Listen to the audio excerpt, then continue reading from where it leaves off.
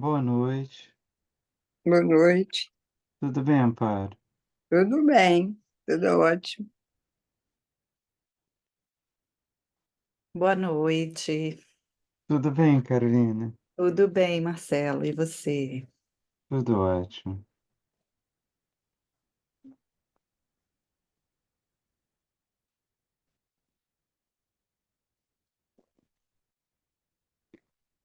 Boa noite, Fátima. Boa noite, Patrícia.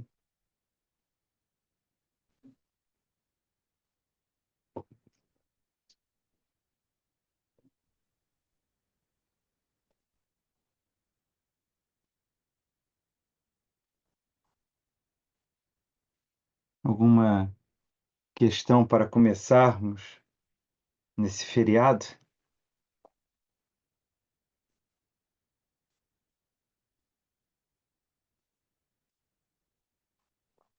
Bom, eu estou bem mobilizada com o filme. Ainda estou aqui, que eu fui ver esse feriadão aí, né? Eu Gostei ainda muito. não vi. Eu e a Ah, Karine está querendo ver se assiste sexta-feira.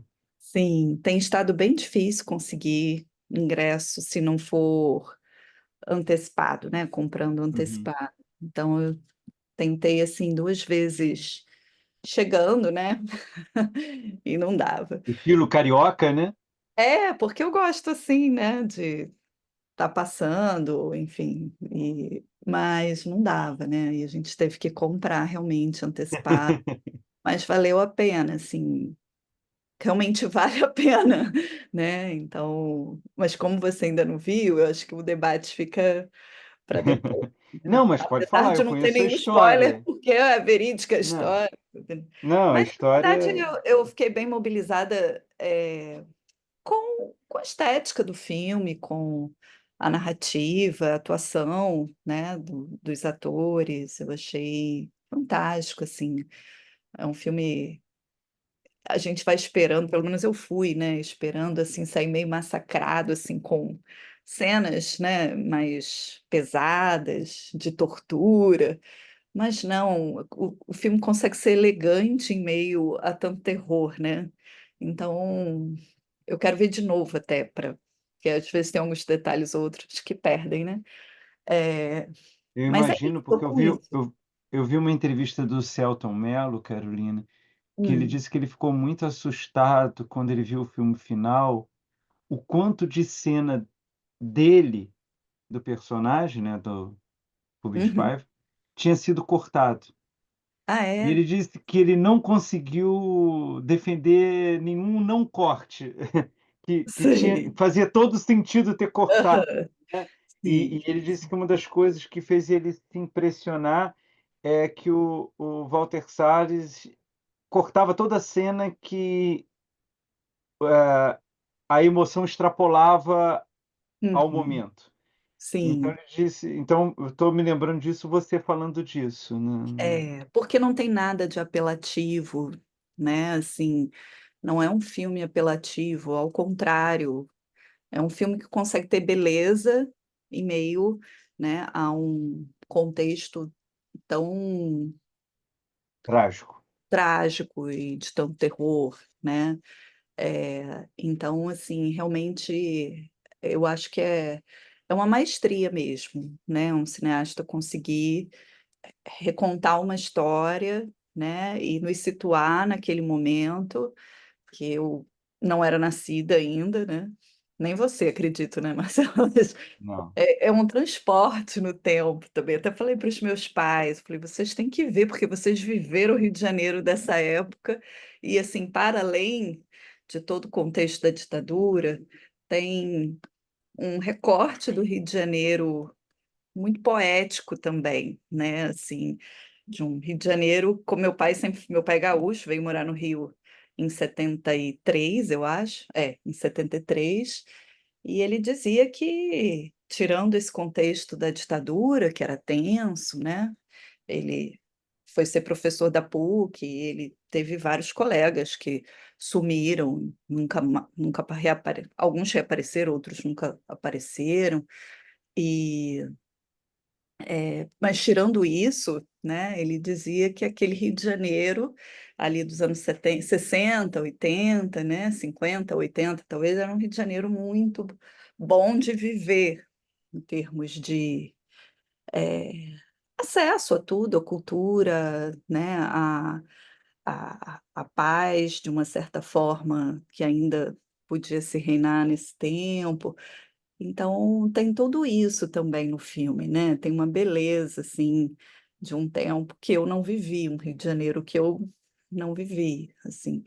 E sempre vivi aqui com medo, né? Que eu acho que é o que a gente vive, assim, com tensos, né? Sempre com medo, sempre desconfiados, por outras razões, enfim.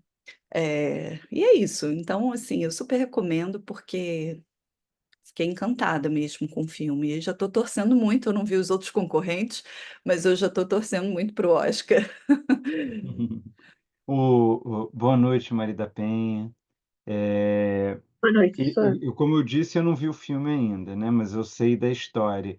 E tem uma coisa que eu acho muito impressionante em relação ao que a gente vem discutindo, né? Que aquela tem uma super batida entrevista do Sartre em 66 na revista Lark, que ele cunha aquela frase, não me importa o que as estruturas fazem de mim, mas o que eu faço a Mas partir do que eu as faço estruturas com a fazem de mim, cultura. né? Então, é interessante porque me lembra dessa história por dois motivos. Primeiro que a gente tende, ao estudar Sartre, esquecer que ele não está negando as estruturas. Ele só está dizendo que as estruturas não condicionam a nossa liberdade, né? Tanto que é conhecido, ele uma outra entrevista dele que ele diz que ele tinha o desejo de fazer um quarto volume do Idiota da Família sobre Flaubert, que era a aplicação do método estruturalista no Flaubert, né? E eu não me lembro se é com Michel Contat que ele faz essa entrevista, eu não me lembro, mas o interlocutor dele reage com susto, tipo uma estruturalista, ele falou: "Mas eu não tenho nada contra. Eu só não acho que o estruturalismo consiga dar conta inteiramente da realidade, mas há uma perspectiva interessante ali, né? Essa é a primeira coisa. A segunda é que me parece que essa história diz muito sobre isso, né? Quer dizer, e muito com o que a gente vem discutindo, né? De uma tragédia, né? Que ela não é uma predestinação a nada, né, mas ela é o limite imposto à vivência que expõe o empenho, o engajamento, a responsabilidade, né, porque você fica imaginando, você tem um marido preso, torturado e morto pela ditadura. Depois você tem o seu filho que sofre um acidente idiota e fica, acho que primeiro tetraplégico, depois paraplégico, né, alguma coisa assim, o Marcelo Rubens Paiva. Você poderia dizer: "Mas isso é a predestinação total", e de fato não, né, de fato, assim, ela se constitui a partir disso, né, de fato, mas isso não a condiciona, né, de alguma forma, como a gente vem discutindo aqui, que Orestes só pode agir a partir da sua própria história, da assunção da sua própria história, do o acolhimento da sua própria história. Mas esse acolhimento simplesmente é o reconhecimento do espaço da ação, fundamental, decisivo, mas só o espaço, quer dizer, a forma com que você vai agir, as escolhas que você vai fazer, né, a posição que você vai tomar, né, e também é muito interessante uma entrevista do Marcelo Rubens, como você viu, Carolina, eu só não vi o filme ainda, do resto eu venho acompanhando, que quando fala, ele fala assim: "Não, mas a minha mãe depois namorou, a minha mãe frequentava a alta sociedade", minha mãe era amiga do ACM, e ele fala assim: "É engraçado que falar hoje em dia isso parece estranho, mas assim, as coisas se organizavam sobre outra estrutura, né, então me parece, e além de tudo, me parece como filme, estou muito curioso para ver mesmo, né, além da história Inclusive, eu acho maravilhosa, o que dá para filme. a gente fazer um diálogo bem legal com as músicas, né, assim, sobre a questão da culpa, né, das próprias moscas, né, que é um cenário da ocupação alemã, né, e que de alguma forma no nosso cenário brasileiro aqui, eh, essa tensão também se fez e é o que você coloca, né, como cada um se engaja nisso, né, como cada um, de uma certa forma, torna isso a sua própria história, em meio a essa condição, né, universal, enfim. Então dá para discutir bastante sobre essa questão de liberdade, destino, né. Eh, eu lembrei muito, assim, enquanto eu depois de ver o filme, depois de pensar no filme, né, nisso que a gente tem discutido a partir do pensamento de Sartre e tudo. Então, acho que depois que você vê ou depois que todo mundo vê e puder debater, a gente Alguém pode. mais já assistiu aqui? Carla ainda não. Amparo e Fátima já viram? Maria da Penha já viu? É Patrícia? o nome do filme, por favor? Ainda estou aqui. Não, não vi.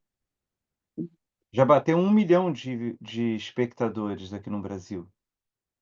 Hum, e sem ser comédia, né, que normalmente é onde bate os recordes de bilheteria, né.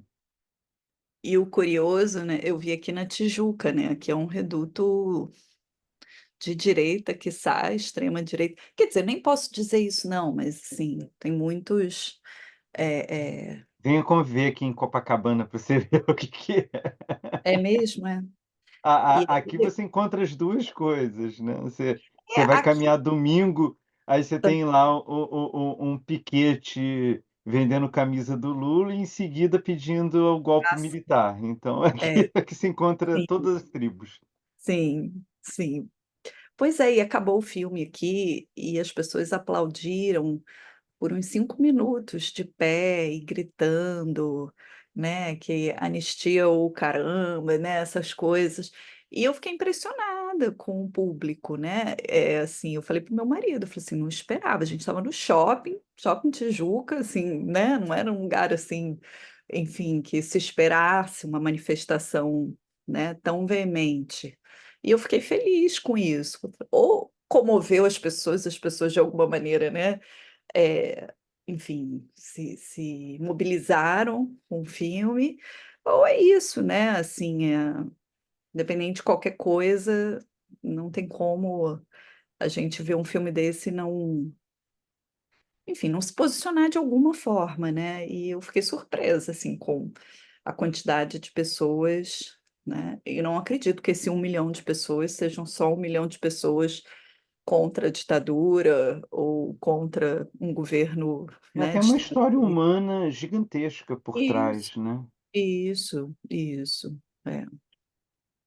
É porque é Também. engraçado que eu acho que diga, Carla, por favor, pode falar Não, eu antes. só ia ponderar com a Carolina que a história do Marcelo é muito conhecida, né? O Uhum. livro dele, que relata o acidente, teve muito impacto, muitas pessoas leram, né? Então, também tem isso, ele não é um personagem assim fictício, né? É um personagem real, né? Só isso que eu queria ponderar.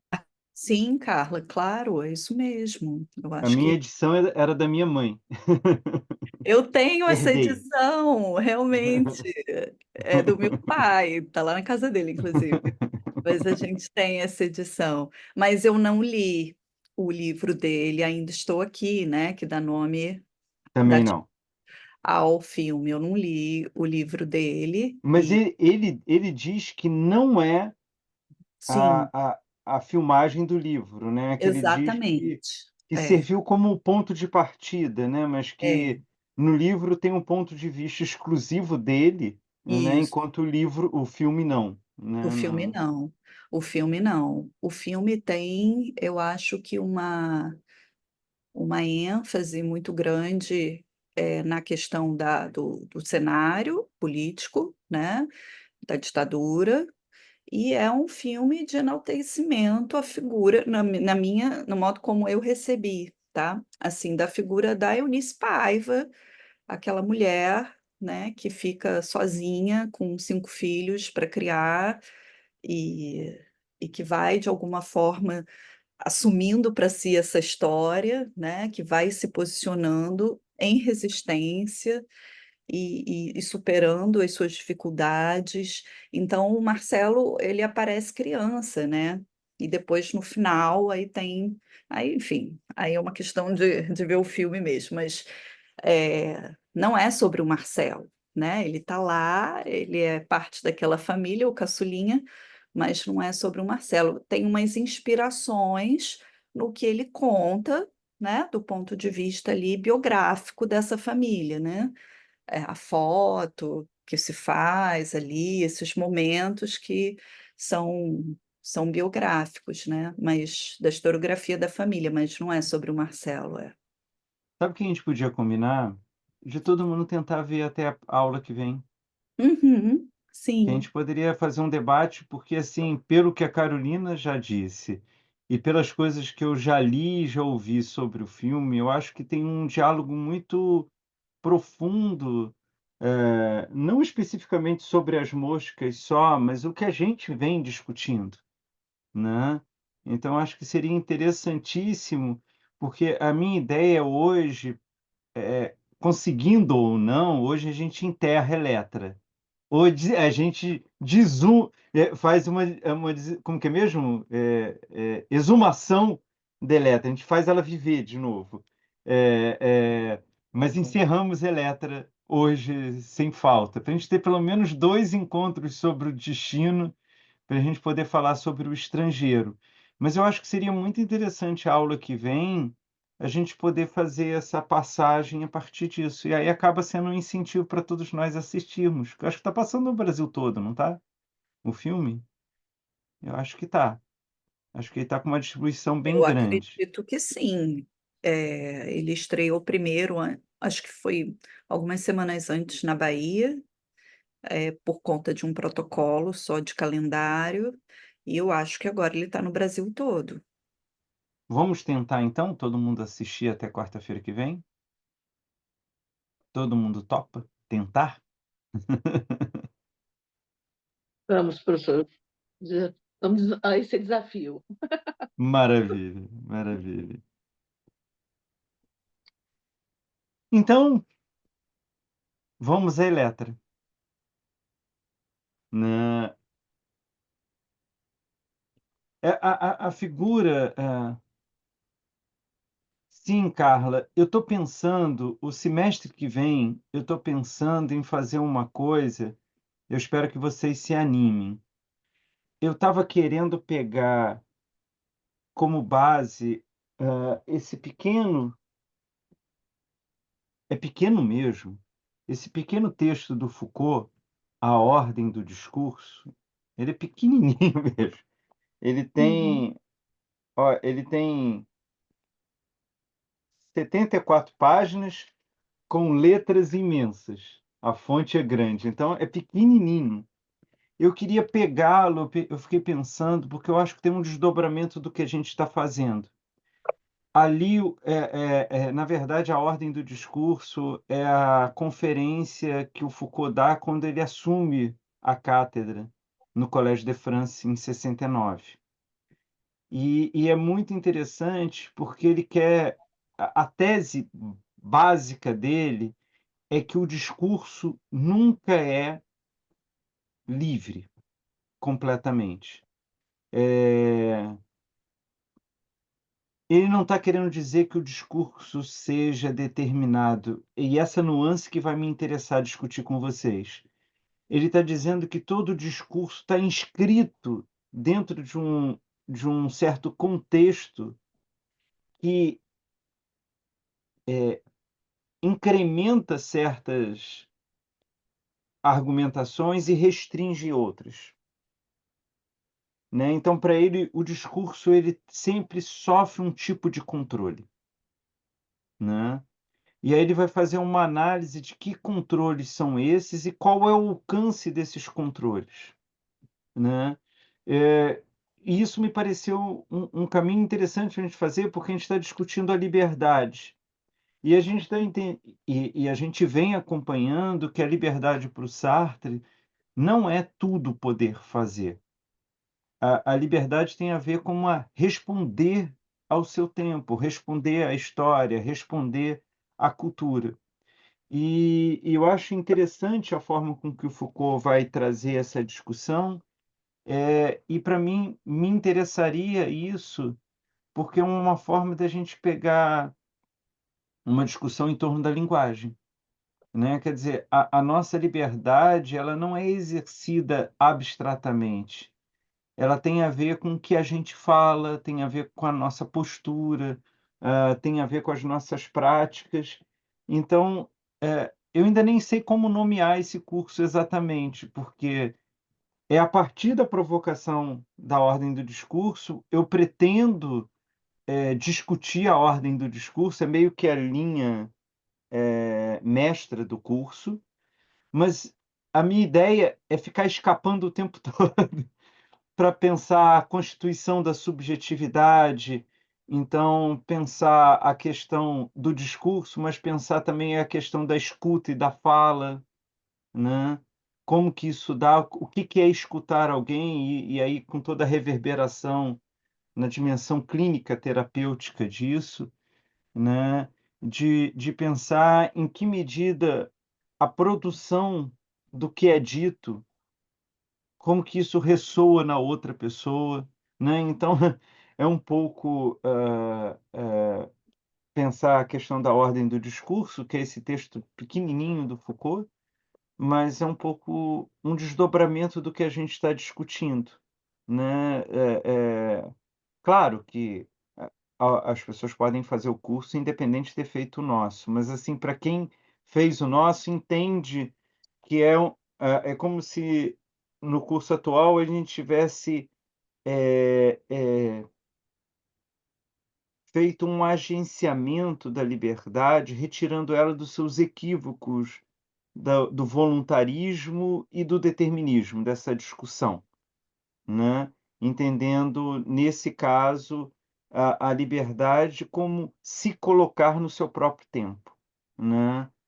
Encontrar um sentido para a sua época, se constituir junto com o desenrolar do tempo.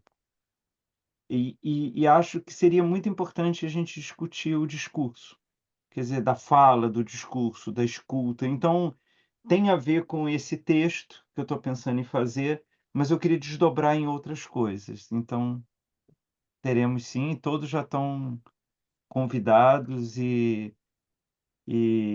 bom, e do mesmo jeito, para quem já fez qualquer curso, tem o desconto de ex-aluno também quando for fazer, né? Mas deve ser isso, Carmen. É quase certeza.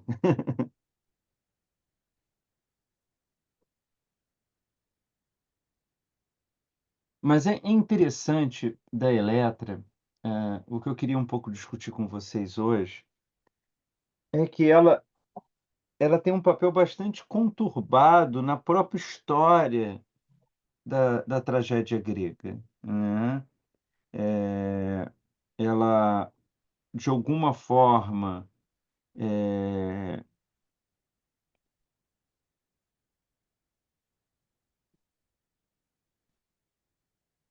Sófocles e Eurípides dedicam uma peça exclusiva à Eletra, né, destacando essa importância dela. Mas, por exemplo, Ésquilo, coloca ela num papel completamente secundário, quase irrelevante. Então, ela é ambígua dentro da história grega mesmo, né. E acho que, em As Moscas, ela ela pode ser lida, e comumente ela é lida, como uma expressão como uma representante da má-fé, né? Como se ela representasse todas as condutas de tentativa de fuga da responsabilidade, ou seja, da liberdade, né? Ela também é lida como uma crítica do Sartre a Nietzsche. Acho essa crítica, ela é bastante difícil de ser suportada, a argumentação, mas tem comentadores renomadíssimos que defendem isso, mas eu acho que é muito projeção para se justificar isso. Mas, de fato, ela é tida como a expressão da má-fé. E acho que não sem razão. Eu acho que ela é uma representante da má-fé. Mas o que eu gostaria de defender com vocês hoje, de mostrar para vocês, é que ela só é uma representante da má-fé no mesmo sentido em que a má-fé participa de forma inexorável da liberdade, né? É é Você só pode querer escapar da responsabilidade porque você é livre. E por você ser livre, ao mesmo tempo, você não consegue escapar dessa responsabilidade. Eu vou tentar falar de outro jeito, que eu gostaria de não entrar na discussão da má-fé especificamente, porque eu acho que aí aí a gente não termina Eletra, se a gente fizer isso. Mas basicamente, a má-fé, a mauvaise foi, a noção talvez mais original do Sartre, né, era simplesmente o Sartre percebe que quando nós nos defrontamos com a nossa liberdade, ou seja, quando a gente percebe que somos radicalmente indeterminados, nós temos 2 movimentos que eles funcionam quase que simultaneamente. O primeiro é de uma certa satisfação, de uma certa alegria, de um certo entusiasmo por tudo poder fazer, né. Se sou indeterminado, eu posso me constituir da forma que eu quiser. A questão é que o Sartre vai, mostrar que quando a gente se reconhece como indeterminado e podendo tudo fazer, ao mesmo tempo a gente percebe que então eu sou responsável pelo que eu faço, né, porque se eu fosse, um joguete do destino, né, se eu fosse, meramente um instrumento da razão, da natureza, de Deus, eu teria um lado, desconfortável de não poder fazer tudo o que eu quero, porque eu estaria predestinado a alguma coisa. Por outro, eu não tenho responsabilidade por nada, né. Eu sou quem eu sou e não posso fazer nada, não fui eu que determinei. A partir do momento em que a indeterminação se coloca como a expressão máxima humana, toda a fundamentação prévia cai por terra. Sou eu que sustento a minha fundamentação. O que eu faço e respondo pelo que eu faço. Isso pesa, isso constrange, e a partir desse peso, a gente tenta escamotear essa responsabilidade. A gente tenta esconder que nós somos responsáveis pelo que fazemos.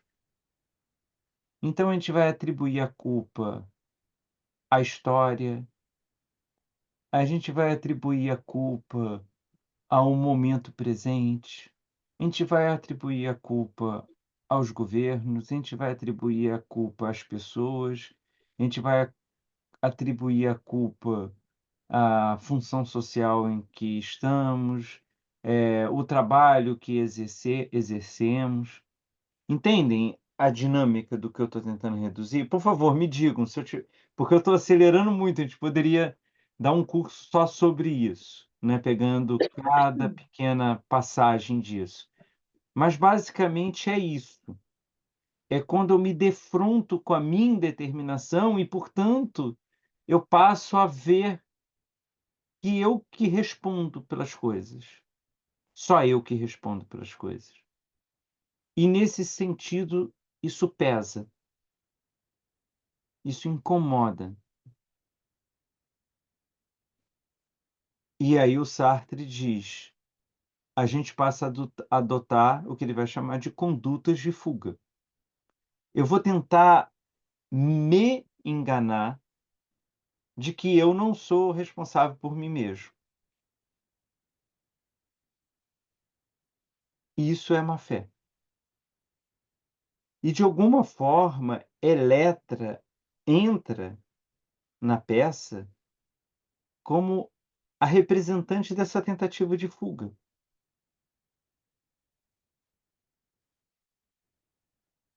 Por favor, me digam, deu para entender mais ou menos o que é a má fé?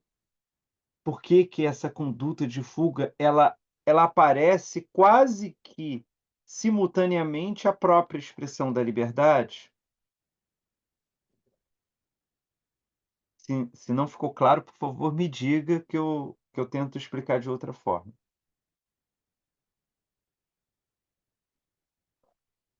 Bom, por Professor, por desculpa, favor, Maria da Penha. eu estou tentando aqui, vou dar um nome, acertar ali. Como é que a má fé, no caso da Eletra, pode ser vista como uma fé? Se é uma coisa que. Por quê? Porque ela não lutou, ela aceitou, ela simplesmente. Por alguns Hum, motivos, Maria da ah, Penha. Por exemplo, quando o rei Agamenon é morto, Orestes é muito jovem, é um bebê, e ele é abandonado para ser morto, o que acaba não acontecendo. Eletra já é mais velha, ela é escravizada por Egisto, né? Egisto, que é o usurpador do trono. E ela, por um lado, reconhece a humilhação do lugar que ela foi posta, né? Ela é uma princesa e ela é colocada como uma escrava do palácio. Mas, por outro lado, ao invés dela reunir forças para transformar a sua realidade, ela fica o tempo todo apostando na esperança do retorno do seu irmão, que isso sim a retirará daquela condição. Um exemplo, né, da peça. Isso é má fé. Ela está atribuindo ao outro a possibilidade de libertar a ela, né? Ela não tenta mobilizar, sei lá, se rebelar, realizar um levante, combater Egisto, fugir de Argos. Não. Ela se encontra naquilo que Kant vai chamar de um estado de menoridade, né? Tal qual num estado infantilizado em que eu atribuo aos outros não só a culpa pelo meu estado, como a possibilidade de transformação e de libertação de mim mesmo, né? É interessante, Maria da Penha, essa relação é de inteira responsabilidade minha. É interessante como tem um texto do Kant muito famoso chamado O que é o esclarecimento, né? O que é Aufklärung, o termo em alemão, então às vezes é traduzido por esclarecimento, iluminismo, e que basicamente que é uma corrente do pensamento europeu, né? Ali do final do século XVIII, final do século XVIII, começo do século XIX. É isso, né? Acho que é isso. Que representa justamente o Kant vai resumir o iluminismo, o esclarecimento, como a passagem da menoridade para a maioridade. Tem a ver quando o ser humano tomar as rédeas de sua própria vida. Quando ele parar de atribuir aos outros tanto o infortúnio quanto o sucesso da sua vida. Veja, Maria da Penha, nem Kant, nem Sartre estão dizendo que você possa fazer o que quiser, que você vai obter o que você quer. Mas como você se posta frente ao desafio que a vida lhe apresenta, isso é de sua responsabilidade. Então, nesse sentido, Eletra está agindo de má fé quando ela atribui ao irmão a possibilidade de transformação de si. Porque a transformação de si, ela só pode ser executada por si mesmo, né? Tanto que a gente vai ver na história que Orestes age, mas ele age por si só. E Eletra age junto com ele, mas não sob o comando dele, né? Isso vai ser muito importante para Sartre, que são dois movimentos autônomos conjuntos, e não uma submissão à outra, né? Uma das coisas, por exemplo, que as pessoas têm uma incrível dificuldade de entender da relação do Sartre e da Simone de Beauvoir, né? E essa dificuldade era tão grande que muitas estudiosas da Simone de Beauvoir recaem no problema ao querer dizer que a Simone de Beauvoir que bolou isso ou aquilo do Sartre. Quer dizer, são dois pensadores autônomos que comungam de uma mesma visão da realidade, aplicando a questões muito distintas, né? Não se trata não é o Sartre que influencia Simone de Beauvoir a escrever O Segundo Sexo, e nem é a Simone de Beauvoir que escreve as bases do Ser e o Nada, né? São figuras autônomas que vivem, que dividem uma vida, uma longa vida juntos, mas que produzem e são independentes autônomos. Então, nesse caso que eu estou te dando o exemplo, Maria da Penha, Eletra, ela está em má fé porque ela transfere ao outro o seu próprio destino. E se Orestes não vier? E se Orestes vier e nada fizer? Então, nada vai acontecer com ela? A má fé da Eletra está justamente no fato que ela não age, Uhum. ela apenas aguarda, né? E ela não percebe que essa inação dela é já uma ação, só que de má fé, né? Você não agir já é uma, ah, uma, uma forma de se colocar no mundo, né? Tem uma passagem interessante que a Eletra está conversando com Orestes sem saber que é o irmão, né? Lembra? Ele não se apresenta imediatamente como Orestes. E ela fala: eu espero alguma coisa. Essa eu espero alguma coisa é do âmbito do, da desistência de si, né? Ela não busca, ela não confronta, ela não, ela não assume a sua liberdade, ela não escolhe um caminho, ela prefere abdicar da sua própria vida em troca de um presente controlado, doloroso de fato, mas previsível. A má-fé, ela tenta fazer esse tipo de escambo, né? Eu abro mão do meu futuro, eu abro mão da minha ação em troca de um controle, de uma previsibilidade, de uma segurança.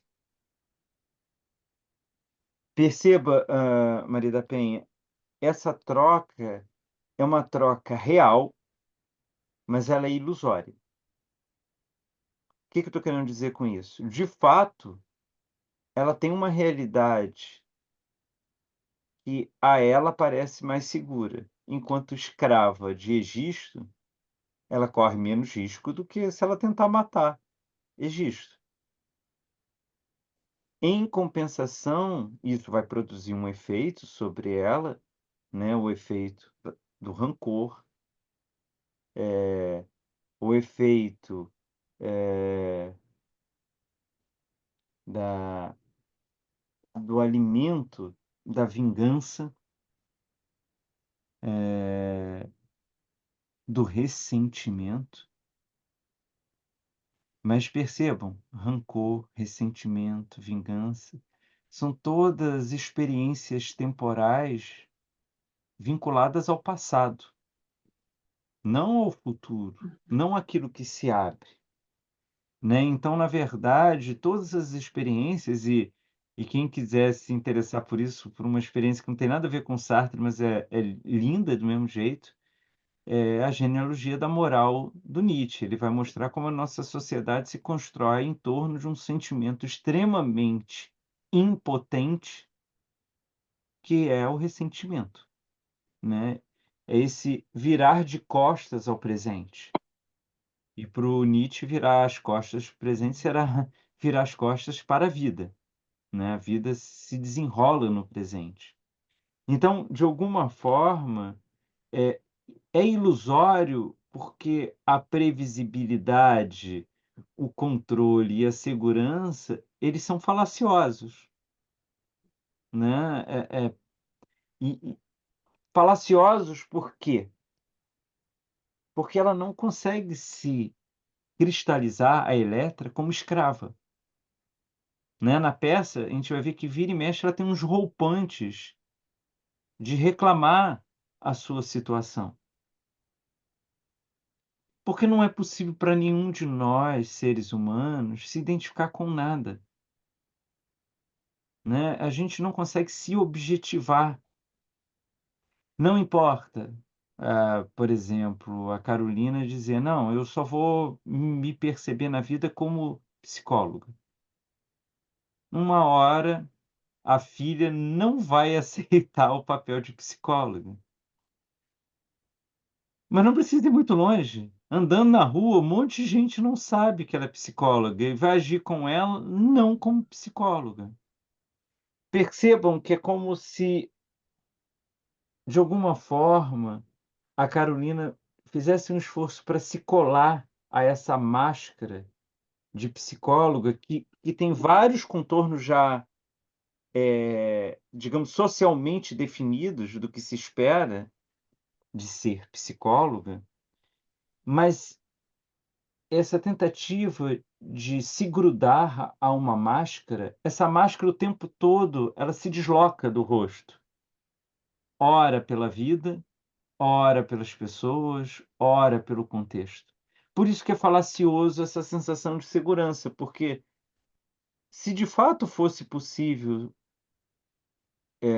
incorporar uma máscara, qualquer que seja, né, se identificar com qualquer que fosse o papel objetal, social, aí sim teria alguma segurança, aí sim teria alguma previsibilidade, aí sim teria um tipo de controle. Mas como isso é impossível, e isso é impossível pelo próprio ser humano, por essa dificuldade de ser alguma coisa, né, a gente não consegue ter nenhum tipo de sucesso em ser alguma coisa, né, a gente está sempre nessa transformação irresistível, né,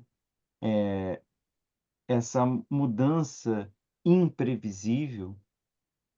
E nesse sentido, eh, Eletra age de má fé, na busca de atribuir aos outros a responsabilidade dos seus atos. Uhum. Então, nesse caso, a pergunta: "Por que você é escrava?", ela diz: "Egisto". "Por que você é cativa?", ela responde: "Pela falta do meu irmão". "Por que que você sofre?", ela diz: "Culpa da minha mãe". O todo o esforço do Sartre é para justamente mostrar que são fantasias criadas para não assunção da sua própria vida. É como se a liberdade se camuflasse de culpa. Como eu posso ser quem eu quiser, eu finjo ser vítima, mas finjo acreditando, finjo como um bom ator, finjo como um leitor que se entrega à história que está sendo lida. Então isso vai produzir efeitos reais na minha vida.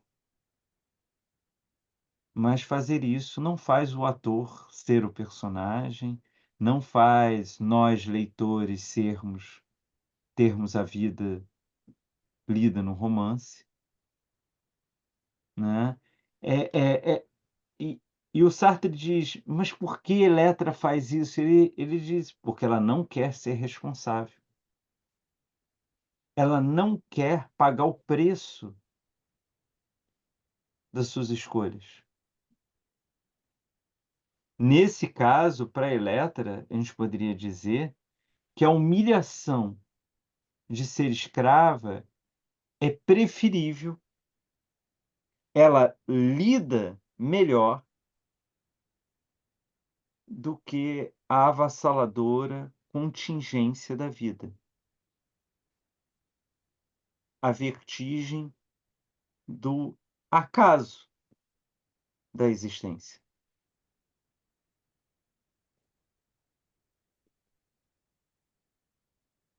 Então, nesse sentido, Maria da Penha, a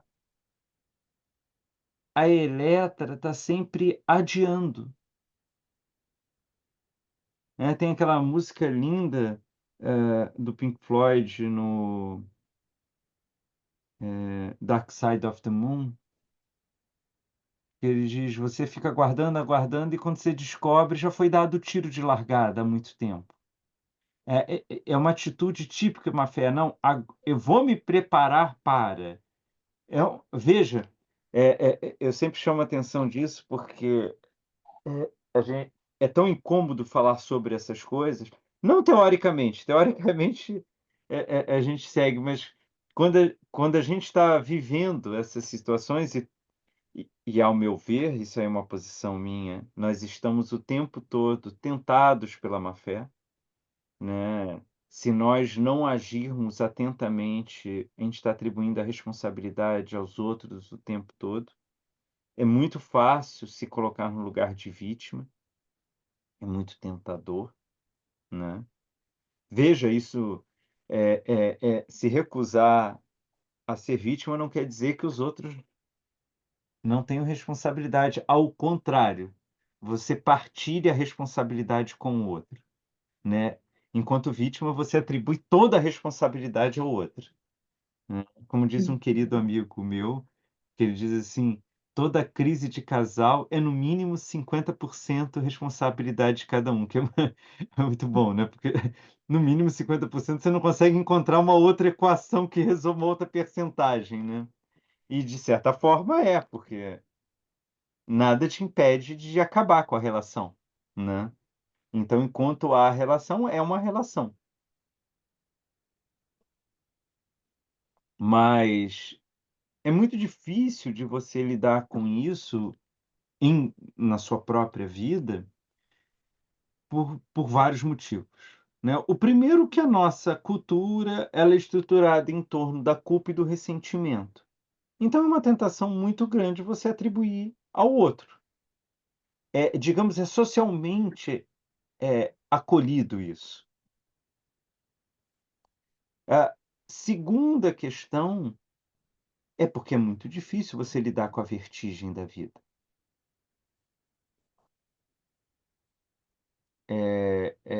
A gente consegue muito bem compreender, teoricamente, que a vida é imprevisível. Mas toda vez que a imprevisibilidade se faz presente, ela sempre é assustadora, sempre, né. Você pode escutar, uma história de uma morte súbita de alguém que você não conhece e dizer: "Pô, a vida é assim mesmo". Mas quando isso ocorre com você, com alguém muito próximo, você fica completamente perdido. E eu diria então, eh eh, que, ao meu ver, e talvez essa seja uma das chaves de leitura minha, das moscas, é que em Sartre não se trata de viver em liberdade ou viver em má-fé. Se trata de você enfrentar a vertigem que a liberdade enquanto escolha e a liberdade enquanto fuga produz. Então, a má-fé nada mais é do que uma expressão, eh, sintomática da própria liberdade. A má-fé nada mais é do que uma forma de que você encontra de viver. E nesse sentido, a importância que o Sartre dá à má-fé é porque ela tem um custo altíssimo, porque para você viver em má-fé, você precisa esconder a indeterminação humana, porque senão não dá certo, né. Eu tenho que dizer, assim, numa escolha de vida, por exemplo, vou fazer isso porque eu sou um professor e sou responsável pelo meu trabalho. E como um professor responsável, eu escolho tal atitude. Isso é má-fé. Eu estou me escondendo atrás de uma função de professor. É completamente diferente de eu dizer: "Vou fazer isso porque me parece a forma mais correta que eu quero enfrentar a questão que se apresenta a mim". Nessa, eu estou assumindo, claramente a indeterminação. A má-fé, ela me dá um alívio, porque parece que eu terceirizo a responsabilidade. Bom, sou professor, fazer o quê, né? Isso faz parte do meu trabalho. Mas o custo dela é muito alto, porque no fundo, o que que é ser professor? Tem professor que é de uma forma, tem professor que é de outra. Tem professor que age de um jeito, tem professor que age do outro, e você sequer, por honestidade, é capaz de dizer que um é melhor do que o outro, né. Você tem professores que são muito regrados, muito organizados, e são ótimos. Tem professores e professoras que são muito desorganizados, muito intuitivos, muito sem parâmetros, e são ótimos do mesmo jeito, né. Não existe essa categoria de professor, ela só existe em termos legais, né, do que se classifica como função de fazer, né. Então, nesse sentido, faz tem toda a razão de toda um grupo enorme de comentadores dizer: "Eletra participa em As Moscas como representante da má-fé". Uhum. Mas o que eu queria defender com vocês hoje é que sim, é isso, mas também não é só isso. Mesmo, como que eu vou dizer? Ah,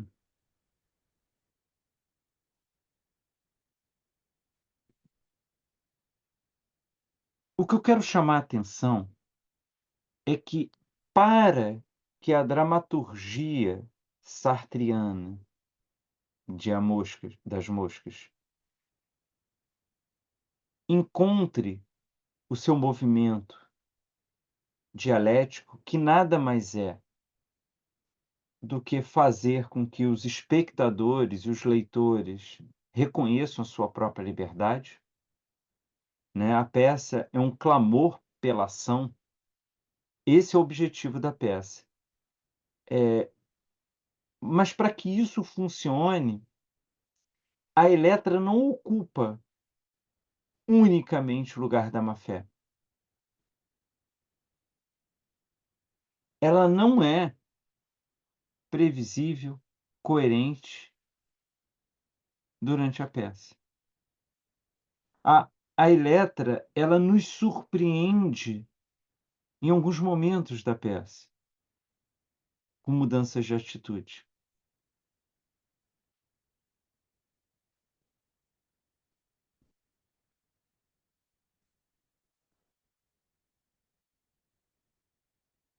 Ela é, por exemplo, a pessoa capital para que Orestes encontre coragem para assumir a sua própria história. É ela que desperta Orestes. É quando Orestes a vê numa dimensão de escravidão, é aí que ele resolve assumir.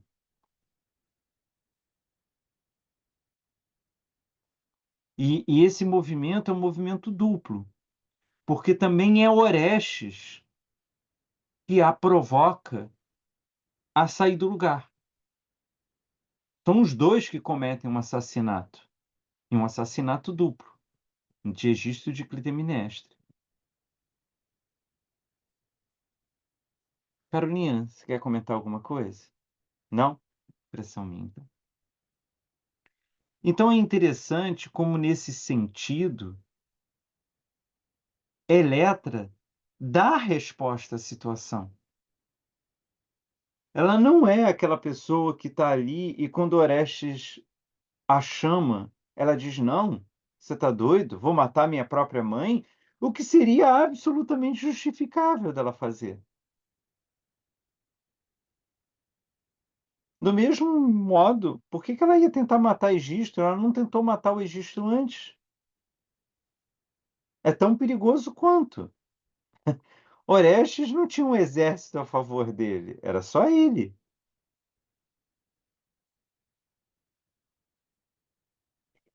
O que eu estou querendo chamar a atenção, de antemão, eu já chamo a atenção para isso, eu não estou dizendo que Eletra se liberte da má-fé. O que eu estou querendo dizer é que ela faz um movimento inesperado o tempo todo na peça. Ora ela se entrega à má-fé, ora ela rompe com a má-fé. E o que está acontecendo não me interessa especificamente um movimento de Eletra e um movimento de Orestes. O que eu estou querendo chamar a atenção de vocês, convidá-los a olhar o movimento que se dá a partir dos dois, né? Nesse sentido, não é um jogo dialético de cada personagem, mas é um jogo dialético da peça através dos personagens. O que eu estou querendo dizer, e que me parece muito rico para o que a gente está estudando, é que não tem como desassociar um empenho de Orestes das escolhas de Eletra, tanto das afirmações como das evasivas. A liberdade, para mim, e o que eu estou dividindo com vocês a minha visão e aceito posições ao contrário, é que a liberdade ela só ocorre na peça como um acontecimento a partir do movimento de Orestes e Eletra.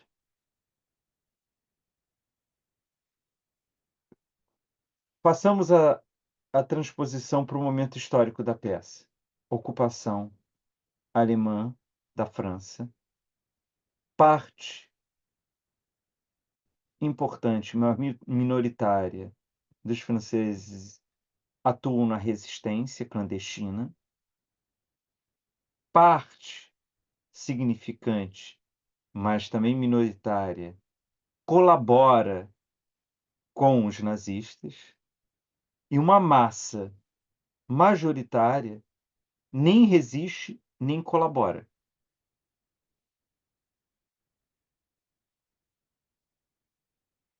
Ao meu ver, não faz sentido você ler As Moscas e achar que o Sartre está defendendo que a liberdade está com os resistentes.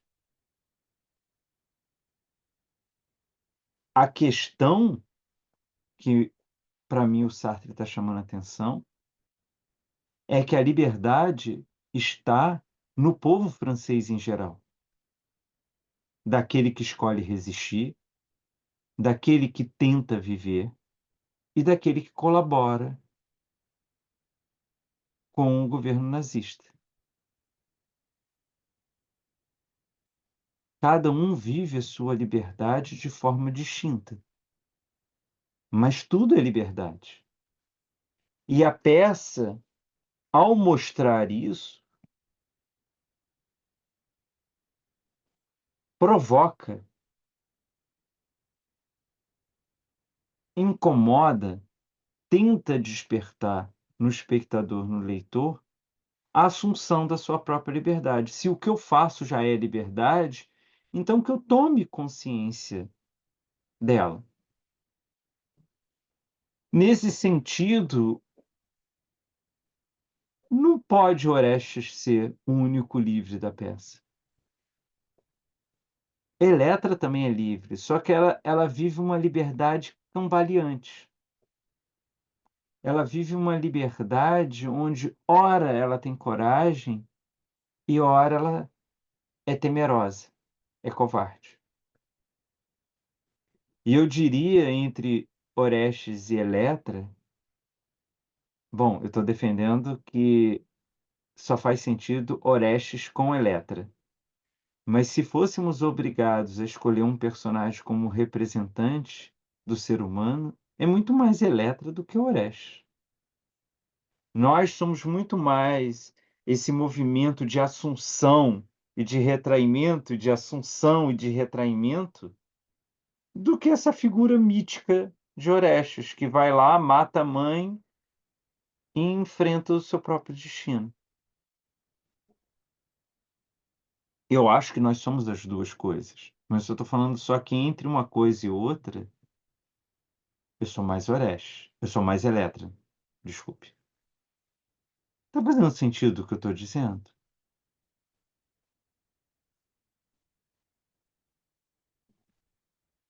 Quer dizer, o que eu estou querendo dizer é que se o Orestes é solar, e por isso as suas atitudes ascendem aos nossos olhos com facilidade, a gente olha e diz, ele é liberdade. Se a gente tiver um olhar um pouco mais cuidadoso, um pouco mais generoso, um pouco mais detido ao personagem de Eletra, a gente vai perceber que ela espelha essa outra face da condição humana. Porque a indeterminação humana, ela não só nos joga para a ação, mas ela também nos faz temer pela responsabilidade. É tão humano a aposta quanto o medo. E Eletra é esse contraponto. Tem uma cena que eu acho que ela demonstra muito claramente isso que eu estou falando. É durante a cerimônia da remoção da pedra que fecha a Caverna dos Mortos, que tem a ver com o início dos festejos, né? Você vai fazer o deslocamento da pedra simbolicamente aquilo representa que os mortos, os espíritos saem da caverna para visitar os vivos naquele dia especial de celebração, dos mortos.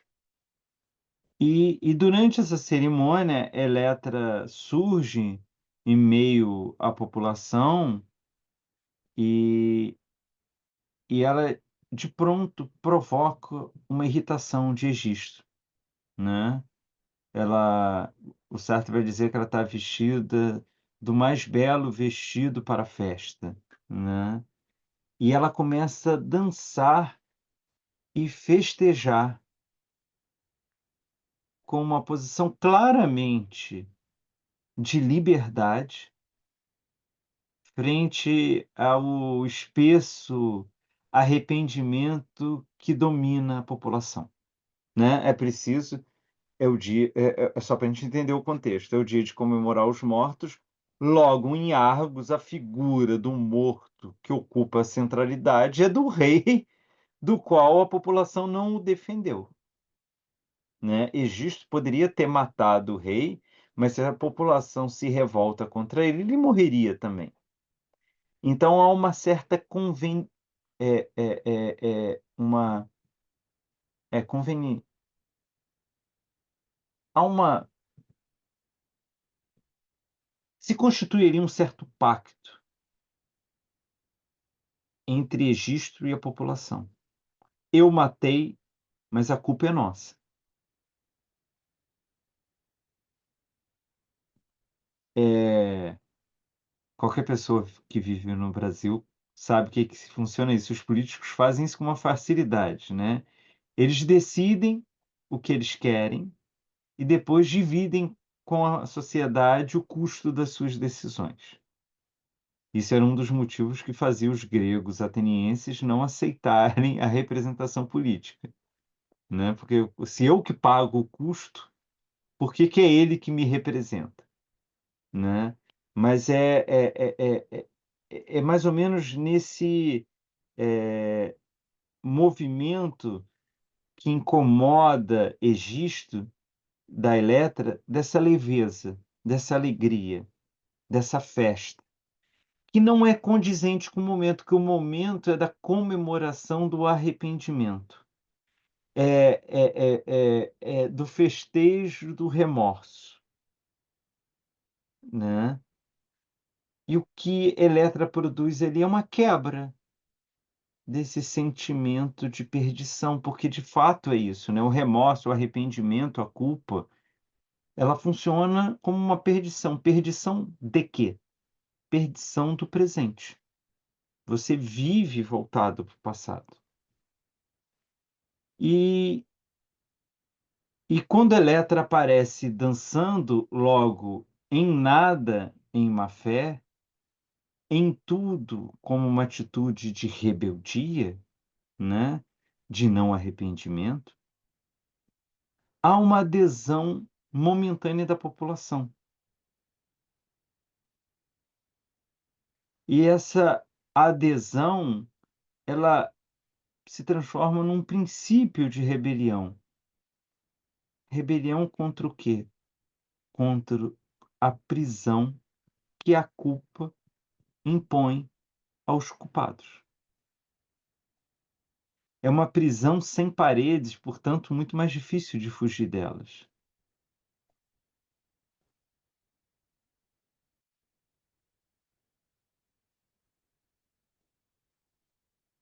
E nesse caso, nessa cena, o que vai acontecer é que o Júpiter vai intervir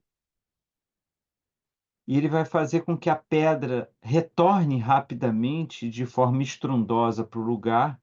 Isso leva um susto em todos, inclusive em Eletra. E Eletra para. Evidentemente, Sartre está expondo ali a fragilidade e a fugacidade das tomadas de posição, né, quer dizer, não adianta eu escolher algo, eu tenho que manter algo, senão vira um mero gesto, né,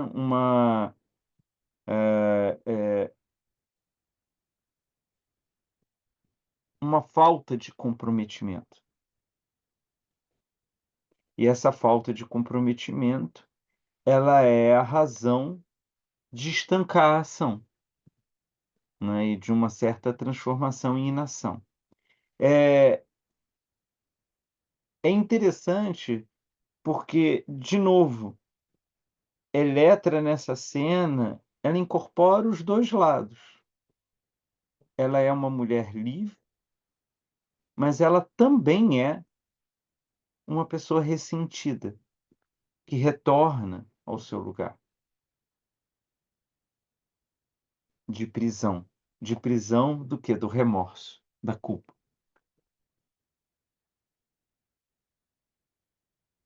E é interessante a gente pensar quantas vezes isso não ocorre nas nossas vidas, né, de quantas vezes a gente abre mão, não do que de um sucesso ou da obtenção de algo, mas a gente abre mão de um projeto de vida que faz sentido para gente. Veja, o problema não é transformar o projeto de vida, o problema é não conseguir buscá-lo, percorrê-lo.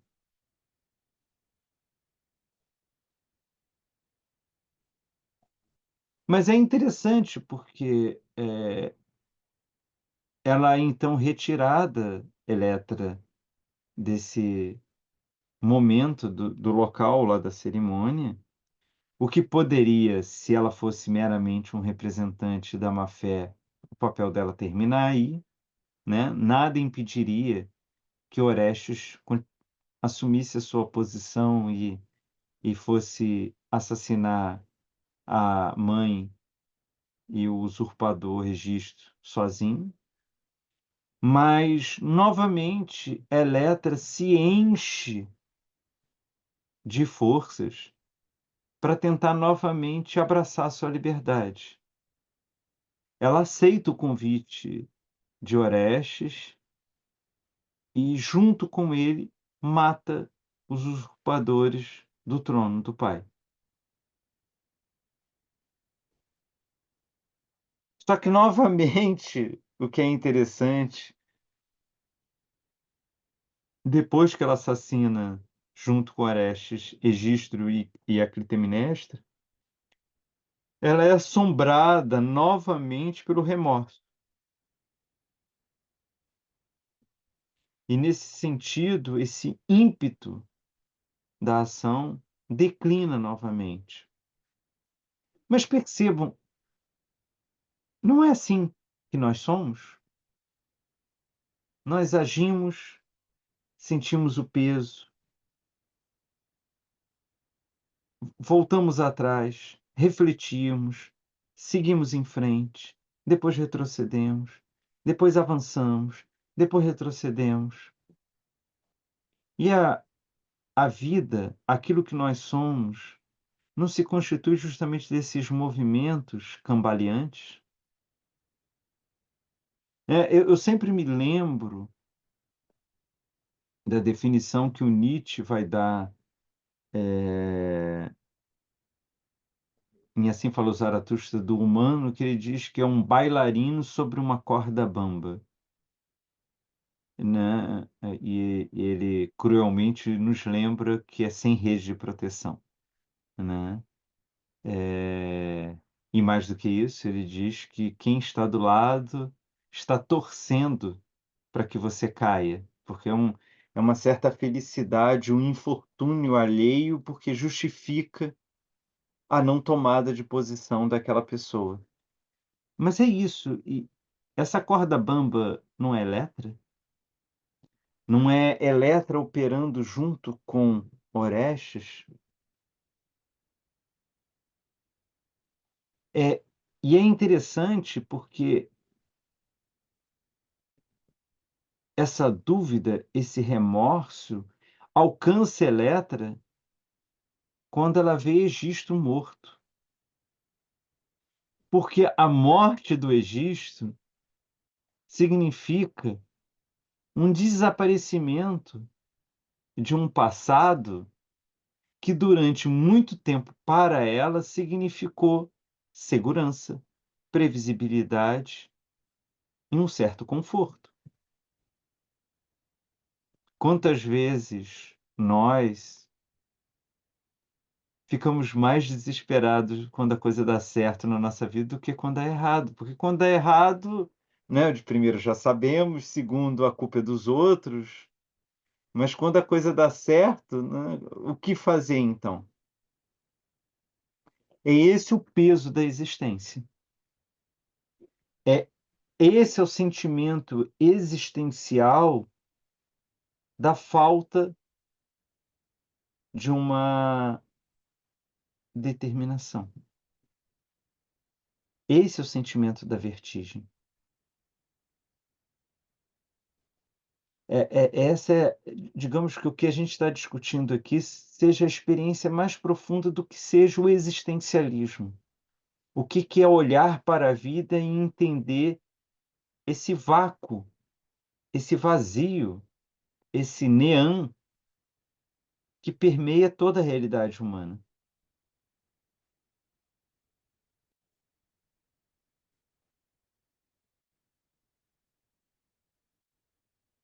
Nesse sentido, o peso que produz o remorso na Eletra é o reconhecimento que a vida já não será mais a mesma. E essa imprevisibilidade a desespera, porque ela passou a vida inteira numa condição de exploração e subjugação, mas de inteira previsibilidade.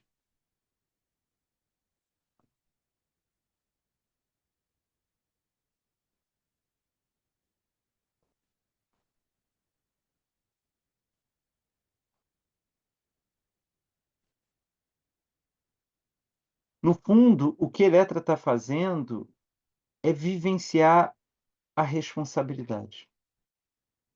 Carolina, por favor.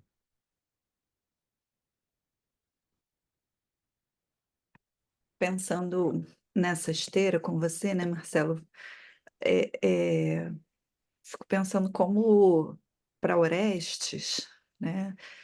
Colocando assim um paralelo, né, com as situações clínicas, né, que às vezes eu vou esbarrando, como é mais fácil para aquele que está afastado, né, para aquele que não está totalmente inserido dentro de uma determinada dinâmica, né, vamos pensar assim, uma dinâmica familiar, por mais que seja uma dinâmica tóxica, né, por mais que gere remorsos, culpas, e a gente sabe que muitas dinâmicas, de alguma forma se nutrem desse tipo de, né, sentimento, de afetos, é muito mais fácil para aquele, né, que está de fora, né, poder se posicionar de uma forma, a princípio mais livre, né, vamos dizer assim, mas que ao mesmo tempo não traz isso que você está colocando, e eu nunca tinha pensado por essa ótica realmente da Eletra, né, dela ser realmente, né, a grande figura ali, eh, representativa, vamos dizer assim, do que é o pensamento de Sartre, né, o pensamento existencialista. Porque, o comprometimento, ele está diretamente entreligado com a culpa, né. A gente só sente culpa e remorso porque a gente está inteiramente comprometido afetivamente, né, numa situação.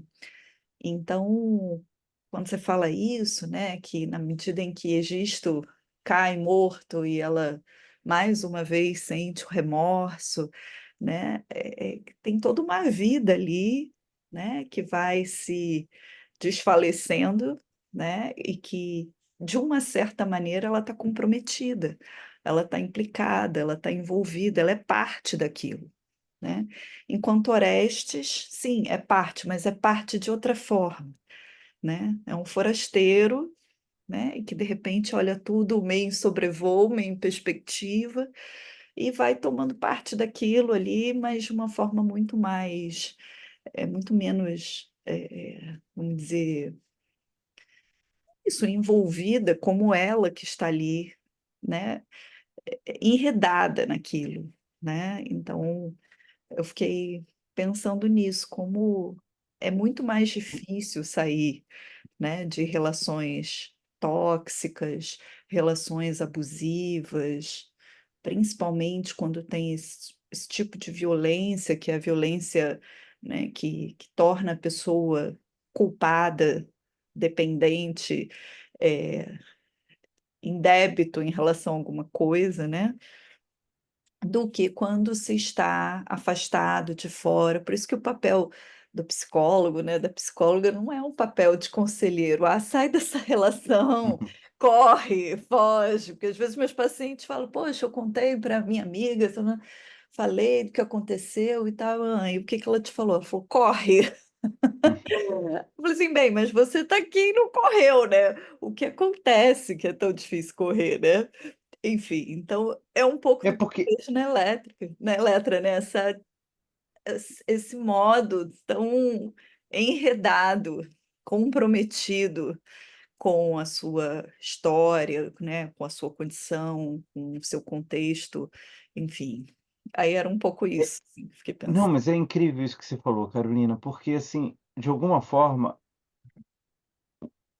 o jeito que eu leio a peça e que sempre me fascinou é que, assim, quando nós agimos, Uhum, nós somos Orestes.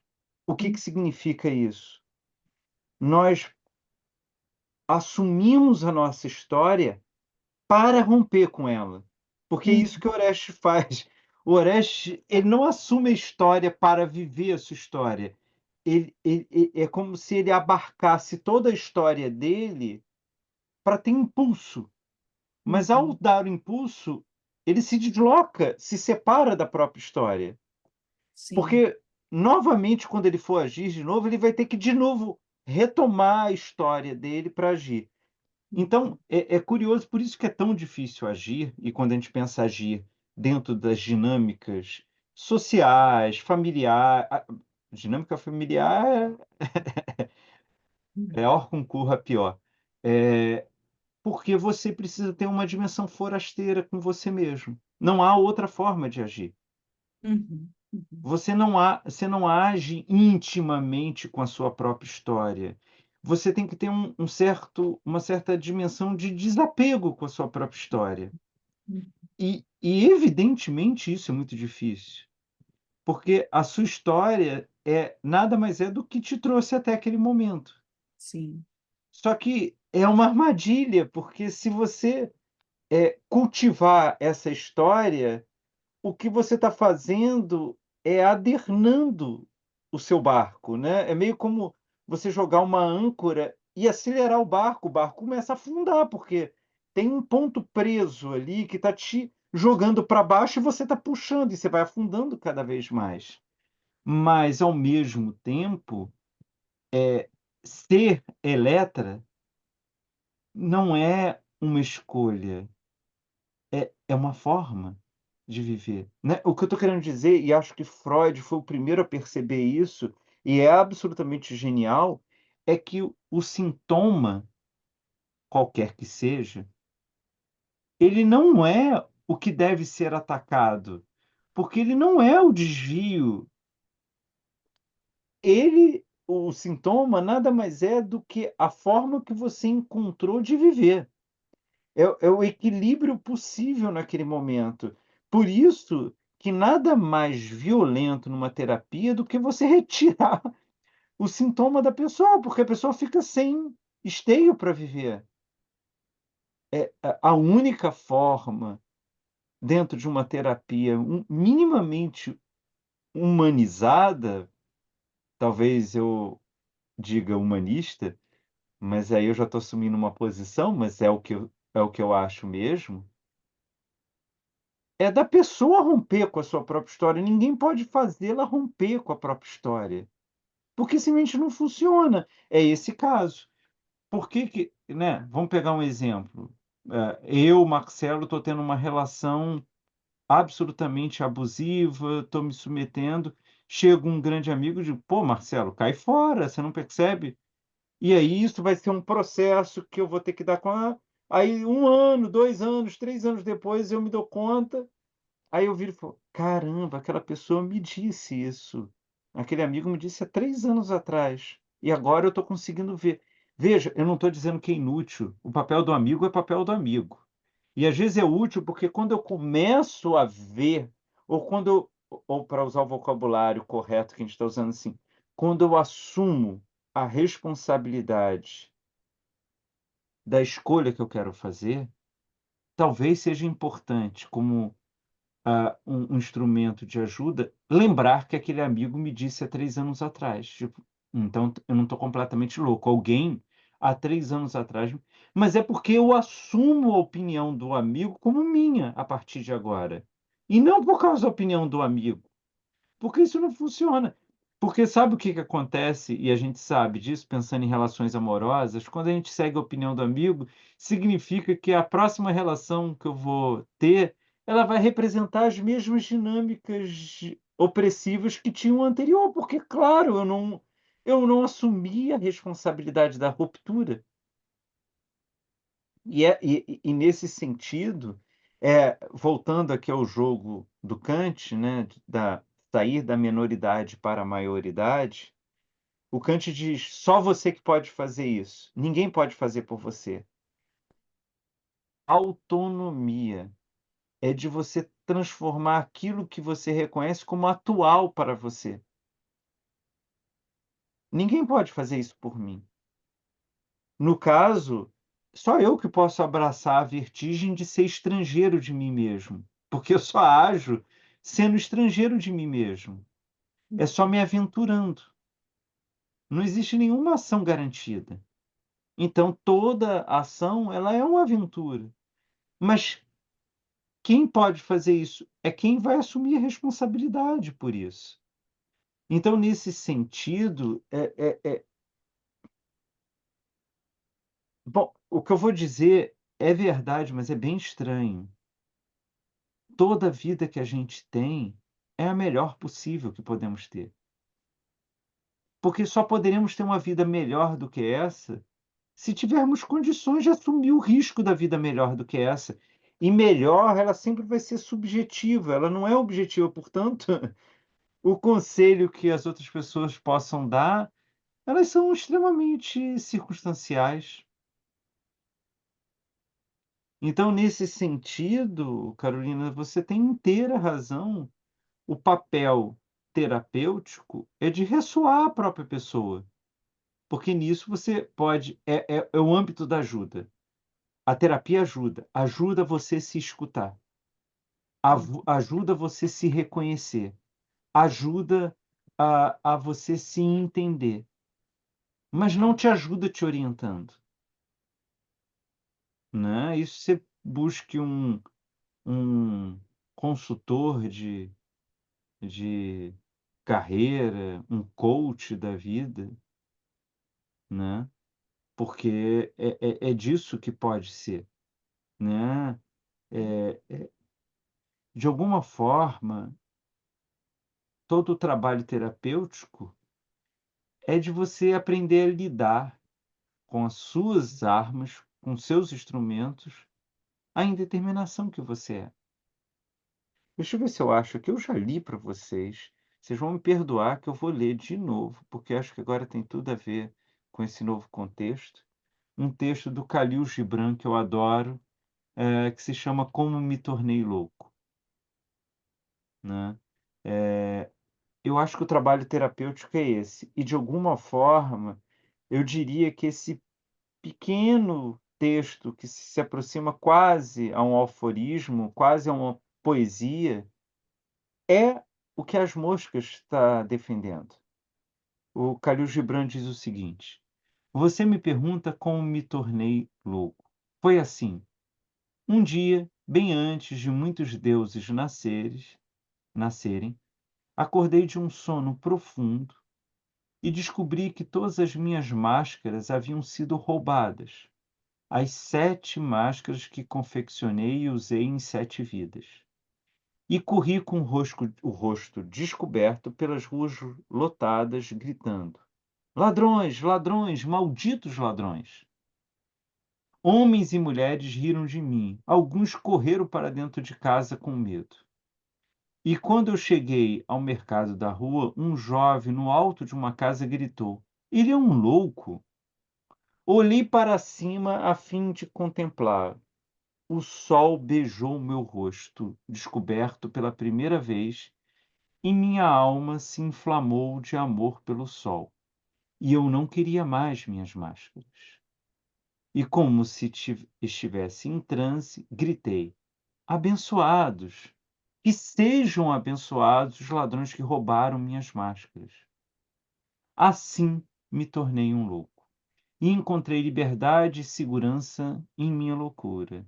A liberdade da solidão e a segurança de não ser compreendido, pois aqueles que nos compreendem escravizam um pouco de nós. Mas não devo me orgulhar demais dessa segurança. Até mesmo um ladrão encarcerado está salvo de outros ladrões.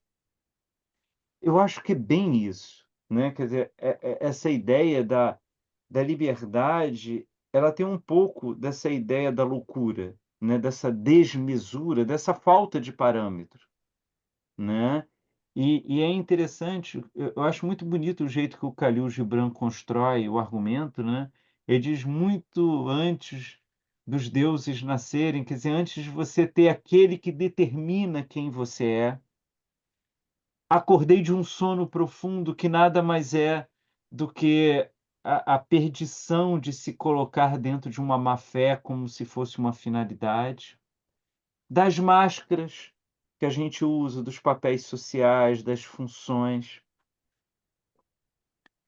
E essa ideia, do sol bater no rosto e pela primeira vez ele se reconhecer como o quê? Como nada, porque ele é o sol só, é só a abertura, né, não é nada. E, por fim, eu acho lindo o que ele chama atenção, porque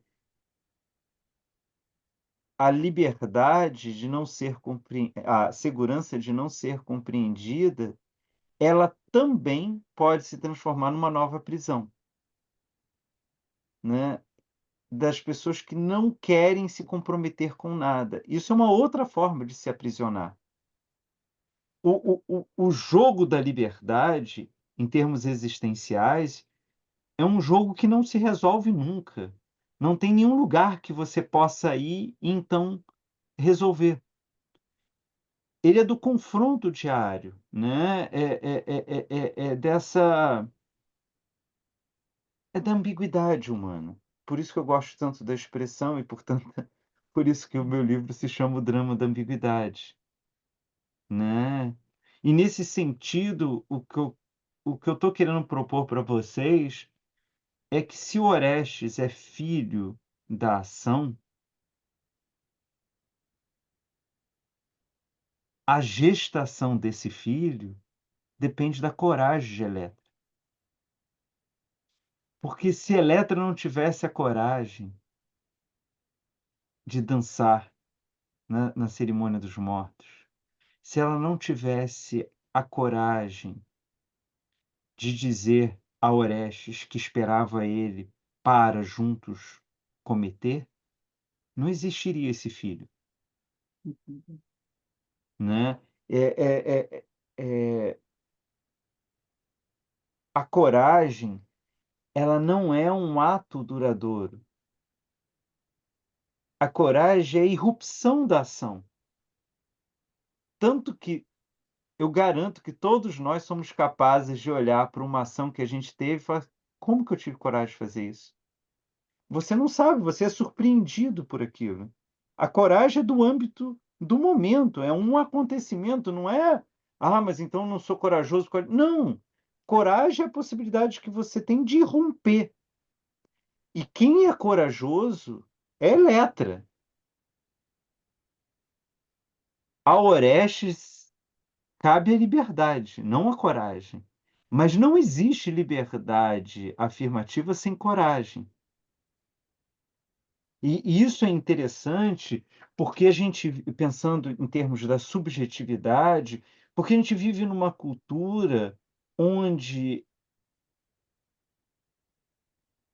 o privilégio é da manutenção da riqueza, da manutenção da posse, da manutenção da coragem, né.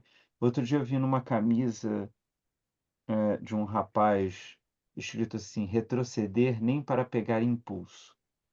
E eu fiquei olhando e falei assim: "Mas coitado dessa pessoa, é escrava", porque é uma escravidão, né.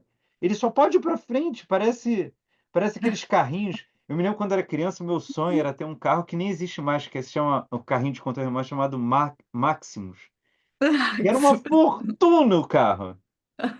Eu devo confessar que eu tive quando eu era adulto. Uma vez eu falei: "Vou realizar esse desejo", comprei, brinquei por um mês e dei de presente, o que não tinha graça nenhuma.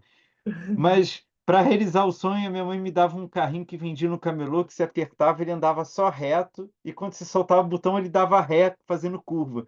Que era um desespero para você andar com aquele negócio, ele só andava para frente.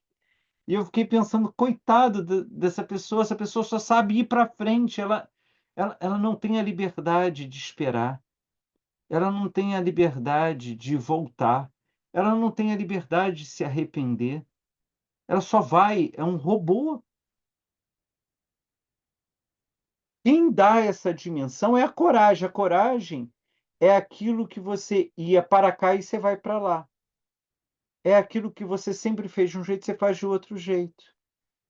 A coragem é você agir e olhar e pensar: "Não foi a melhor escolha que eu fiz". Isso é coragem. A coragem é do âmbito da dúvida. A coragem é do âmbito da ambiguidade.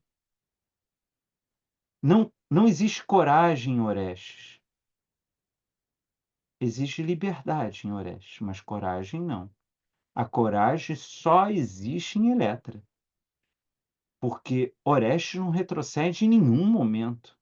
É o que assusta Júpiter, é que ele não consegue fazer Orestes parar. Mas Orestes não é humano. Quem é humano é a articulação de Orestes com Eletra.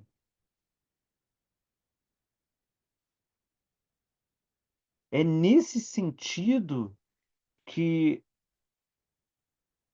a coragem se coloca como o espaço de Eletra, que nada mais é do que uma reinação sem razão de ser sobre a contingência da vida. E isso que é a liberdade. Logo, só pode haver liberdade se houver Eletra, a coragem. Ela que torna o salto possível, mesmo que seja Orestes a dar o salto.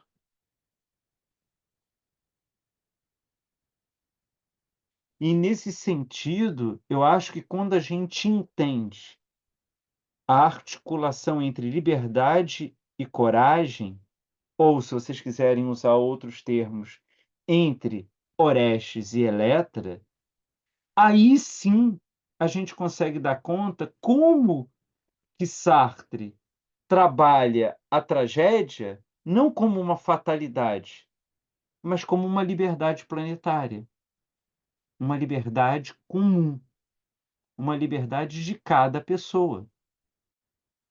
Nesse sentido, falar do destino não vai ser discorrer sobre determinações,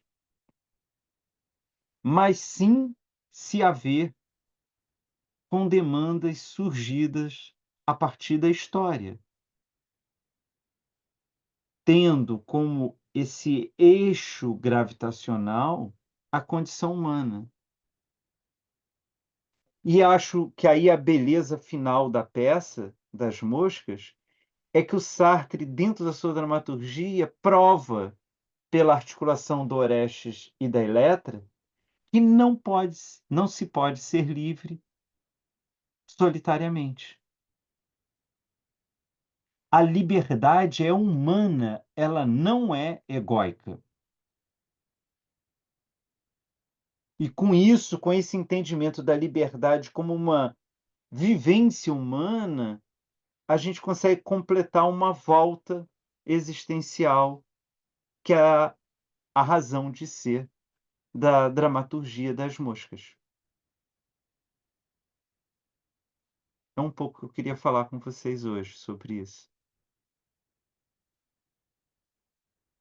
E acho que uma pura coincidência histórica é muito interessante hoje ser o Dia da Consciência Negra, porque de fato é isso, né.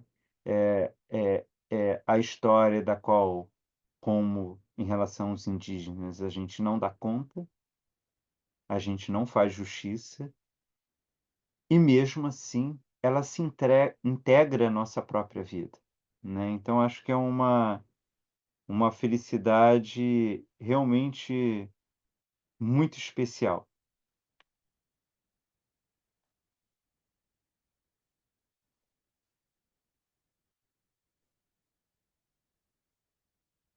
Espero que tenha feito sentido essa proposta de leitura para vocês.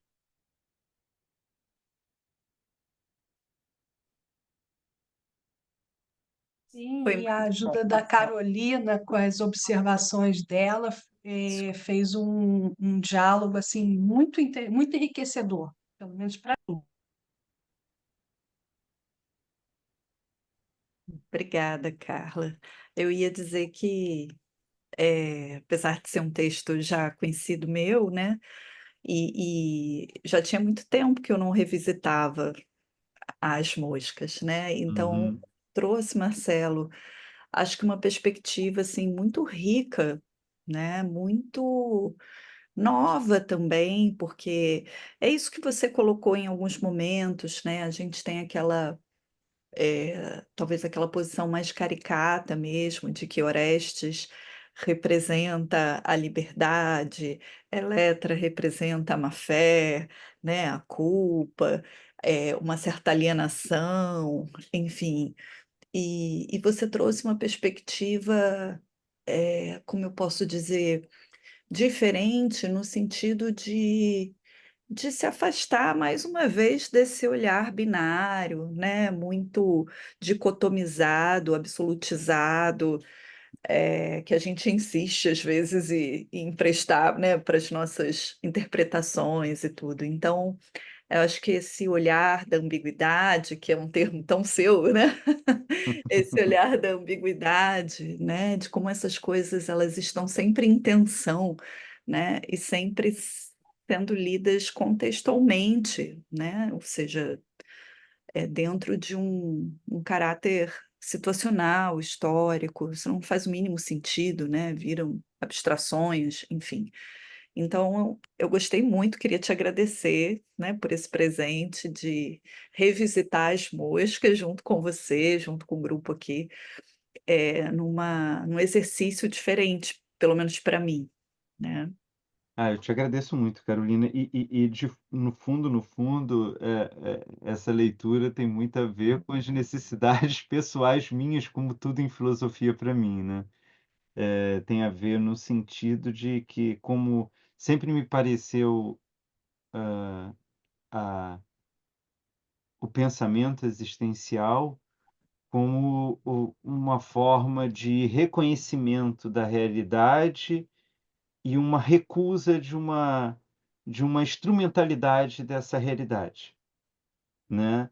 Eh, e dizer isso é pouco, mas se resume a isso mesmo. O problema é que dar conta disso é muita coisa, né. Como lidar com a vida sem instrumentalizá-la, né. E eu acho que, vários autores estão tentando isso, né. Sartre está pensando isso, Simone de Beauvoir está pensando isso, Nietzsche, que não é existencialista, mas é existencial, também está pensando, nisso, e eu acho que isso é um grande desafio e estranhamente, com o tempo, isso virou meio que revolucionário, né, porque a nossa cultura ela tenta nos colocar, tanto em um lugar, que, de alguma forma, problematizar esse lugar que nos é oferecido é uma forma de reexistir, né, de encontrar uma outra existência. Porque, eu acredito, que uma das fontes capitais de sofrimento do nosso tempo é isso, é você enclausurar a pessoa em qualquer lugar. Pode enclausurar dentro de uma mansão, mas ainda assim vai ser uma negação da humanidade daquela pessoa, né, no sentido de um de um desconhecimento, de uma afronta à sua indeterminação. E acho que cada vez é mais difícil a gente pensar essas coisas e cada vez é mais difícil viver a partir desses preceitos, né, porque a nossa cultura está cada vez mais se fechando nessa postura e e eu faço coro a Carla e a Patrícia agradecendo a Carolina, e para quem se interessar, o livro dela é uma discussão, um desdobramento disso em termos da psicologia também. Então vale muito a pena a leitura. Mas eu queria reforçar que, assim, Marcelo, eu acho que é um mérito seu, sabe? Também como pensador, professor, filósofo, assim, o respeito que você tem com a psicologia, de primeiro diálogo, né, muito fluido que você faz com a psicologia, porque mesmo que a gente procure não se situar em terrenos meramente disciplinares, né, ainda assim não é comum, né, a gente se deparar em cursos, né, com profissionais que são filósofos, com esse respeito, sabe, com essa articulação tão rica que você faz. Eu sei que você é um grande interessado pela clínica, você é um grande estudioso da clínica, da psicanálise, você está sempre dialogando com a gente, você é muito amigo da Carol também. Então, quer dizer, eu estou dizendo isso só porque eu me sinto à vontade, as meninas estavam aqui agradecendo as minhas contribuições, mas assim, é porque eu me sinto à vontade de me colocar, mas não é em todos os espaços, né? Não são em todos os espaços, porque às vezes fica um campo muito erudito, né? Meramente conceitual, teorizado, e não é sempre que a gente se sente à vontade. Então, nesse Bom, sentido, eu também queria te eu te agradecer. agradeço muito. Eu que te agradeço muito, porque de fato eu acredito nessas 2 dimensões mesmo. Eu não acho, acho um desastre querer fazer psicologia com filosofia, acho mesmo, mas acho que a tensão e o diálogo entre as 2 são extremamente enriquecedoras e necessários, porque eu acho que a subjetividade se dá nisso, né, nesse diálogo da preocupação com a fundamentação, mas também da realização daquilo, né, da subjetividade. E e e acho também que significa um pouco um sinal do nosso tempo, né, essa separação das 2 coisas, né. Nem sempre foi assim, né, muito antes da psicologia ter o nome de psicologia, era muito próximo, né. Mas acontece isso, só como caricatura, eu me lembro sempre quando na graduação a gente ia estudar, por exemplo, os pré-socráticos, né, e aí você vai estudar Pitágoras. E aí você estuda toda a contribuição do Pitágoras, pra filosofia, para matemática, e você lê rapidamente, pulando toda a dietética, todo o cuidado, toda toda a preocupação terapêutica dele, dizendo assim: "Ah, todo gene tem um lado meio estranho", né. Quando Pitágoras só fez o que ele fez, porque para ele era tudo uma coisa só, né, não existe o Pitágoras da matemática e o Pitágoras da terapêutica, né, essas coisas se articulavam e se diziam, né. E para mim, no fundo é isso. Eu me interesso pelas 2 coisas, que elas não se resolvam, mas que elas produzam bastante filhos nessa articulação e realmente, Carolina, eu me interesso muito pelo diálogo mesmo, né, acho que é infinitamente mais rico. Muito, muito obrigado mesmo. Gente, muito obrigado por vocês disporem à noite, finalzinho do feriado, para quem é do Rio, do longo feriado, né? Desde sexta-feira passada, e muitíssimo obrigado. Para quem quiser, bom, a gente já tem um compromisso de tentativa de todo mundo assistir o filme para quarta-feira que vem. E para quem quiser lentamente começar a ler O Estrangeiro para as nossas próximas 2 aulas, vai valer a pena. Obrigada, professor, pela aula. Eu que Ótimo. agradeço muito a vocês. Muito obrigado mesmo. Uma Boa ótima noite, noite. doutor. Se cuidem. Até semana que vem.